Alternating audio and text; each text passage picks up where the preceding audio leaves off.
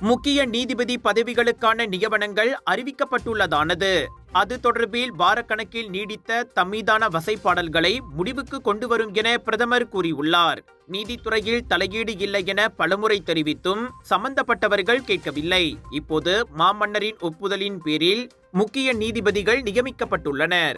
இனியாவது தம்மீதான அவதூறுகளும் அடிப்படையற்ற குற்றச்சாட்டுகளும் முடிவுக்கு வரும் என நம்புவதாக டத்துஸ்ரீ அன்வார் இப்ராஹிம் தெரிவித்தார். நீதிபதிகள் நியமன ஆணையத்தில் தொடங்கி மாமன்னரிடம் பரிந்துரை வழங்கப்பட்டு மலாய் ஆட்சியாளர் மன்றத்தின் கருத்துகளும் பெறப்பட்டு மிகவும் வெளிப்படையான முறையில் இந்நியமனங்கள் மேற்கொள்ளப்பட்டுள்ளன என்றார் அவர்.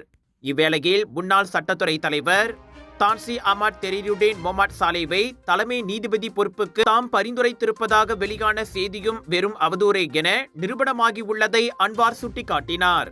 3 முக்கிய நீதிபதிகள் நியமனம் செய்யப்பட்டிருக்கும் நிலையில் காலியாக உள்ள மற்ற பதவிகள் விரைவில் நிரப்பப்படும் என்றும் பிரதமர் தெளிவுபடுத்தினார். முன்னதாக மேல்முறையீட்டு நீதிமன்ற நீதிபதி டத்தோவான் அஹ்மத் ஃபரீத் வான்சாலே நாட்டின் புதிய தலைமை நீதிபதியாக நியமிக்கப்பட்டார். இம்மாத தொடக்கத்தில் கட்டாய பணி ஓய்வு பெற்ற துன் தெங்கு மைமுன் துவான்மாட்டுக்கு பதிலாக இவர் நியமிக்கப்பட்டுள்ளார்.